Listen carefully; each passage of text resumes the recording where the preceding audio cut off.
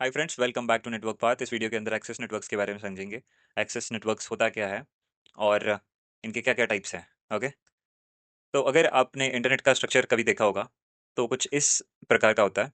आपके tier one आईएसपीज होते हैं, आपके रीजनल आईएसपीज होते हैं और आपके एक्सेस आईएसपीज होते हैं। तो एक्सेस आईएसपीज यानी आपके, आप देख लो, आपके किसी सोसाइटी में, किसी एरिया के अंदर, कॉलोनी में अगर कोई इंटरनेट प्रोवाइडर है, आपको इंटरनेट कनेक्शन देता है, वो लोकल बंदा है वहाँ पे, तो वो एक सॉर्ट ऑफ एक्सिस आईएसपी है। एयरटेल अगर आपके यहाँ पे है, जियो आपके यहाँ पे कनेक्शन दे रहा है, तो वो एक्सिस आईएसपी, या फिर आप उसको रीजनल आईएसपी भी कह सकते हो। मोस्ट प्रोबेबली वो रीजनल आईएसपी के कैटेगरी में जाते हैं, क्योंकि वो भी दूसरे लोगों को कनेक्शन देते हैं। अब आपके लोकल एरिया में जो इंटरनेट दे रहा है बंदा, जो आईएसपी है, वो कहाँ से ले रहा होगा इंटरनेट कनेक्शन? वो किसी रीजनल आईएसपी से कनेक्शन लेता है, या फिर टीयर वन आईएसपी से। ओके, तो जब टीयर वन आईएसपी की हम लोग बात करते हैं, तो ऐसे इंटरनेट सर्विस प्रोवाइडर्स होते हैं जो कि एक कॉन्टिनेंट से लेकर दूसरे कॉन्टिनेंट के बीच में, या फिर एक कंट्री से दूसरे कंट्री के बीच में कनेक्शन एस्टैब्लिश करते हैं। और इसी से क्या होता है कि जितने भी बड़े-बड़े कंपनीज़ हैं, कंटेंट प्रोवाइडर्स, गूगल हो गया, आपका फेसबुक हो गया, है ना? तो ये सारे के सारे इनके साथ कनेक्ट होते हैं, और तब जाके आप इंटरनेट के ऊपर बहुत सारी चीज़ें सर्फ कर पाते हो, वेब के ऊपर। तो टियर 1 में आपका एनटीटी आ गया, ठीक है? और एएनटी आ गया। तो ये जो कंपनीज़ है, ये बहुत बड़ा अपना नेटवर्क बना के रख चुकी है। बीएसएनएल था अपना इंडिया का, जो कि अभी टाटा है। और ये लोग क्या करते हैं, आपके कंटिनेंट्स ऑफर या फिर एरिया, जो बड़ा ज्योग्राफिकल एरिया होता है, उसके बीच में कनेक्शन एस्टैब्लिश करते हैं। और जो छोटे छोटे प्लेयर्स होते हैं उनको डिस्ट्रीब्यूट कर देते हैं, क्योंकि वो हर एक छोटे पॉइंट तक नहीं पहुंच सकते, इसलिए वो छोटे रीजनल आईएसपीज को या फिर एक्सेस आईएसपीज को अपना कनेक्शन दे देते हैं। और जो एक्सेस आईएसपीज हैं, वो एक्चुअली आपके घर तक इंटरनेट को पहुंचाते हैं, ठीक है? इंटरनेट का लिंक देते हैं। अब बीच में आपको ये आईएक्सपी दिख रहा होगा, इसे एक्सचेंज पॉइंट कहते हैं। तो यहाँ पे जो है, आपके जो राउट्स है, जो सारे के सारे जो एक्सेस, ये आपको आईएसपी दिख रहे हैं, उनके बीच के जो राउट्स है वो एक्सचेंज होते हैं। और जब राउट्स एक्सचेंज होते हैं, तभी एक दूसरे के साथ कम्युनिकेशन हो पाता है। ओके, तो आप, हो सकता है कि आपके घर में शायद रीजनल आईएसपी से भी कनेक्शन आ रहा होगा, या फिर एक्सेस आईएसपी से भी आप कनेक्शन ले सकते हो। लेकिन अगर कोई बड़ी कंपनी है, अच्छा सा इंटरप्राइज है, तो वो टीयर वन से भी कनेक्शन लेता है डायरेक्टली, इंटरनेट लिंक लेता है, या फिर रीजनल आईएसपी से भी लेता है। तो बहुत अलग अलग तरीके हैं इंटरनेट कनेक्टिविटी प्रोवाइड करने के। तो सबसे पहले तो हम लोग आपके घर तक इंटरनेट कैसे आता है, वो एक चीज़ को समझते हैं। ओके, तो सबसे पहला तरीका है आपके घर तक इंटरनेट पहुंचाने का, आपका टेलीफोन लाइन। ओके, तो जिसे हम लोग डिजिटल सब्सक्राइबर लाइन भी कहते हैं। तो ये आपके सामने जो यहाँ से जो केबल जा रही है, ठीक है, ये आपका सेंट्रल ऑफिस है। और सेंट्रल ऑफिस से जो आपको कनेक्शन मिल रहा है आपके घर तक, उस चीज़ में क्या किया जाता है, एक स्प्लिटर ऐड कर दिया जाता है। और ये स्प्लिटर क्या करता है, आपके जो फ्रीक्वेंसी है, उसके बेसिस पे आपका डेटा को डिवाइड कर देता है। ओके, तो अगर ये एक पूरा केबल है जिसके अंदर एक रेंज ऑफ फ्रीक्वेंसी है, तो इसके अंदर छोटे छोटे टुकड़े कर देता है उस फ्रीक्वेंसी के। जैसे 0 to 4 किलो हर्ट्ज हो गया, तो ये फ़ोन लाइन के लिए। तो अगर कोई ट्रैफिक यहाँ से यहाँ तक आ रहा होता है, तो जो आपके फ़ोन का ट्रैफिक है वो फ़ोन तक जाएगा। ओके, तो जो आपका फ़ोन का ट्रैफिक है वो क्या होता है, वॉइस ट्रैफिक होता है। उसके लिए एक डेडिकेटेड सेपरेट लाइन होनी चाहिए, क्योंकि उसकी प्रायोरिटी थोड़ी ज़्यादा होती है। और बाकी जो आपका बचा हुआ जो फ्रीक्वेंसी बैंड है, उसके अंदर आपका इंटरनेट का जो भी डेटा है, जो भी ट्रैफिक है, वो पास ऑन होगा। और ये जो केबल है, ये एक एनालॉगस सिग्नल्स पास करती है, इसलिए इस एंड पे एक डीएसएल मॉडेम लगाया जाता है, डिजिटल सब्सक्राइबर लाइन मॉडेम, जो कि एनालॉग सिग्नल को डिजिटाइज करता है, और ताकि आपका जो इंटरनेट का डेटा है वो आपका पीसी समझ सके। तो ये एक तरीका है कि आप फ़ोन लाइन लो, और फ़ोन लाइन के थ्रू एक डीएसएल मॉडेम आपकी कंपनी लगा के जाएगी, और उसके लिए आपको अलग से पेमेंट करना पड़ता है। ओके, तो एक तरीका है। पहले बीएसएनएल देता था ये सब, और अभी भी रिमोट एरियाज़ के अंदर जहाँ पे डीएसएल लाइन है, उसके थ्रू ही आपका इंटरनेट प्रोवाइड किया जाता है। और आगे जाके क्या होता है, ये जो डीएसएलएम जो है, ये आपके जो ट्रैफ़िक को है उसको सेग्रीगेट कर देता है, और ये जो इंटरनेट की तरफ जाने वाला जो ट्रैफ़िक है उसको अलग कर देता है। और बाकी जो आपके फ़ोन का नेटवर्क है, ठीक है?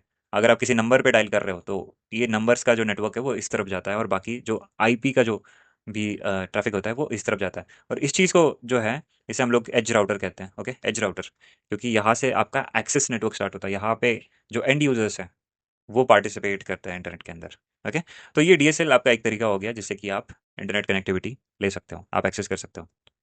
अगला तरीका होता है केबल इंटरनेट एक्सेस का। अगर आपके घर के अंदर केबल के थ्रू टेलीविज़न चल रहा है, ठीक है? तो ये क्या होता है, जो आपका हेड ऑफ़िस है इनका, केबल टेलीविज़न वालों का, तो सबसे पहले तो ये लोग अपना जो कंटेंट है वो प्रोवाइड करते हैं इन केबल्स के थ्रू। तो ये लोग क्या करते हैं, अगर दूर दूर डिस्टेंस तक पहुंचाना है तो ये लोग यहाँ पे फाइबर केबल्स इस्तेमाल करते हैं, जो कि आपका डेटा दूर दूर तक ट्रांसमिट कर सकता है। और यहाँ पे लंबे से घरों की लाइन से, तो ये लोग अंडरग्राउंड में एक कोएक्सियल केबल फिट कर देते हैं, और हर एक घर में से एक केबल आके इसके ऊपर क्लिप कर देते हैं। ठीक है, लिटरली उस केबल के अंदर पंच करता है, और उससे आपको जो उस केबल के थ्रू जा रहा है, जो भी डेटा ट्रांसमिट हो रहा है, वो आपके घर तक आता है। तो टेलीविजन में क्या होता है, आप टेलीविजन किसी भी घर में चला लो जाके, एक चैनल आप ओपन करो, आपको सेम ही चीज़ दिखेगी उस टाइम पे, है ना? अगर आपने चैनल 4 चला रखा है इस घर में और इस घर में, तो आपको सेम ही चीज़ दिखने वाली है चैनल 4 के ऊपर, कुछ अलग नहीं नहीं नहीं दिखने वाला है, ठीक है? तो ये फ़र्क होता है आपके इंटरनेट ट्रैफ़िक में और आपके टेलीविज़न ट्रैफ़िक में, कि एक टाइम पे सबको सेम ही चीज़ दिखने वाली है। लेकिन इंटरनेट तो इस टाइम पे कोई बंदा तो कुछ और सर्च कर रहा होगा, ये कुछ और कर रहा होगा, है ना? तो सब लोग अपना-अपना अलग-अलग करते हैं। तो यहाँ पे भी ये लोग इस चीज़ को डिवाइड कर लेते हैं, और यहाँ से आपका इंटरनेट का ट्रैफ़िक अलग कर देते हैं, और यहाँ आपका टेलीविज़न का ट्रैफ़िक अलग कर दिया जाता है। तो ये एक तरीका है, अगर आपने केबल ले रखा है तो आप केबल के थ्रू भी इस्तेमाल कर सकते हो। तो इसमें भी एक स्प्लिटर होता है, उनका अपना मॉडेम होता है, वो इस्तेमाल वो लोग करते हैं, जिससे कि आपको इंटरनेट अलग से दे दे, और आपको जो ये इंटरनेट है वो सॉरी, आपका जो टेलीविज़न का जो ट्रैफ़िक है, वो आपके टीवी तक जाए। तो 2 तरीके अब तक आपको समझ आ गए, डीएसएल हो गया, और एक हो गया आपका केबल इंटरनेट एक्सेस। ओके? जो थर्ड तरीका है वो है एफटीटीएच। ओके? तो एफटीटीएच एक बहुत ही बढ़िया तरीका है। अगर आप इंटरनेट अगर घर पे ले रहे हो आज, तो मोस्टली जो आपका इंटरनेट है वो एफटीटीएच के थ्रू आ रहा होता है। तो एफटीटीएच का फुल फॉर्म होता है fibre to the home. Okay? Fibre to the home. तो पहले के केसेस में क्या हो रहा था, ये तो आपको डिजिटल सब्सक्राइबर लाइन, जो आपका टेलीफोन लाइन है, वो पहुंचा रहा था आप तक। यहाँ पे फाइबर केबल यहाँ तक आ रही थी, फाइबर नोड पे टर्मिनेट हो रही थी, और वहाँ से कोएक्सियल केबल के अंदर आप उसके अंदर पंच कर रहे थे केबल के अंदर, और उससे आपको मिल रहा था, ब्रॉडकास्ट हो रहा था। और यहाँ पे क्या हो रहा है, ये जो आपका सेंट्रल ऑफिस है आईएसपी का, अगर आप एयरटेल, जियो, किसी भी बड़ी कंपनी से इंटरनेट ले रहे हो, तो वो एफटीटीएच मॉडल का इस्तेमाल करते हैं। वो क्या करते हैं, वो लोग इंटरनेट जो रीजनल आईएसपी हो गया या फिर कोई भी बड़ा आईएसपी, उससे कनेक्ट करवा लेते हैं, और अपना जो इनका जो एज राउटर इसे कहते हैं, उसके साथ एक कनेक्शन एस्टैब्लिश करते हैं, और वहाँ से आपका जो इंटरनेट है, आपका इंटरनेट का ट्रैफिक, वो इनमें भेज दिया जाता है। ओके? तो इसमें भी क्या होता है कि जो आपका ये जो ओएलटी है, वो इस पूरे डेटा को हैंडल करता है। अगर आप सपोज कर लो यहाँ पे आपका एक कंप्यूटर कनेक्टेड है, और ये यहाँ पे किसी कंप्यूटर के साथ बात करना चाहता है, तो आपका ट्रैफिक यहाँ से लेके ओएलटी तक जाके वापस आता है और इसके पास आ जाता है ना? तो इसमें क्या होता है कि जो ट्रैफिक यहाँ से जा रहा है, वो कुछ रिक्वेस्ट कर रहा होगा, और वापस जब आएगा, तो ओएलटी क्या करता है, इस ऑप्टिकल स्प्लिटर तक डेटा भेजता है, और ऑप्टिकल स्प्लिटर सबको सेम डेटा की कॉपी भेज देता है। तो ये तो बहुत बड़ा सिक्योरिटी का कंसर्न आपको लग रहा है ना? लेकिन क्या होता है, जो ओएनटी होता है, जो यहाँ पे टर्मिनेटर बैठा रहता है, तो ये क्या करता है कि ये उसी डेटा को एक्सेप्ट करता है जो उसके लिए है। ठीक है? लेकिन जो आपका डेटा है वो तो सबको ही ब्रॉडकास्ट हो जाता है। जो स्प्लिटर है वो सबको भेज देता है, सेम डेटा का जो आपका रेप्लिकेशंस है वो सबको भेज देता है। तो इसमें क्या होता है, जिसके पास आ रहा है, ठीक है, एक यूनिक आइडेंटिफायर हर एक ओएनटी के पास होता है, जो जिसके पास जा रहा है वो इसे एक्सेप्ट करता है, बाकी लोग उसको डिस्कार्ड कर देते हैं। ओके? इसके अंदर भी आपको आईपी एड्रेस मिलता है, लेकिन एफटीटीएच को चलाने का तरीका थोड़ा सा अलग होता है। ठीक है? तो आपका ट्रैफिक इसके थ्रू ऐसे करके बाहर जाता है, और वापस आते टाइम सबके पास एक रेप्लिका पहुंच जाता है आपके ट्रैफिक का, लेकिन जिसके लिए था वो उसे एक्सेप्ट करता है, बाकी उसको डिस्कार्ड कर देता है। ओके? तो ये आपका एफटीटीएच हो गया। ये 3 तरीके अगर आपको समझ आ गए होंगे तो बहुत बढ़िया। और इसके बाद जो होता है, इसे कहते हैं हम लोग ईथरनेट एक्सेस नेटवर्क। तो इसके अंदर क्या होता है, अब तक जो हम लोगों ने सारे सिनेरियोज अब तक के पिछले वीडियोस में डिस्कस किए, वो सब ईथरनेट के ऊपर ही किया है। तो इसके अंदर आप क्या करते हो, आप एक राउटर लेते हो, और आप कंपनी से लिंक ले लेते हो, इंटरनेट लिंक कि लाओ, और राउटर पे कनेक्ट करने के बाद आप खुद का एक नेटवर्क अंदर क्रिएट कर लेते हो, एक स्विच लगा के।